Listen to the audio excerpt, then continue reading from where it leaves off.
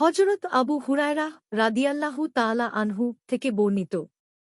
তিনি বলেন, রাসূলুল্লাহ সাল্লাল্লাহু আলাইহি ওয়াসাল্লাম ইরশাদ করেছেন, তোমাদের ওপর প্রত্যেক নেতার সঙ্গে চাই সে সৎ আমলদার হোক কি বদকার, জিহাদ করা ফরজ। যদি সে কবিরা গুনাহ করে, প্রত্যেক মুসলিমের পেছনে নামাজ আদায় করা তোমাদের জন্যে আবশ্যক। সে নামাজ আদায়কারী সৎ আমলদার হোক কি বদকার। যদি সে কবিরা গুনাহ করে থাকে, নামাজে জানাজাও প্রত্যেক মুসলিমদের ওপর ফরজ। চাই সে সৎ কর্মশীল হোক কি বদকার, সে গুনাহ কবিরা করে থাকলেও। আবু দাউদ 2533, আশ-সুনান আল কুবরা লিল বাইহাক্কি 5300, শুআবুল ঈমান 8805, জয়ফ আল জামি 2673, মিশকাতুল মাশাবিহ 1125।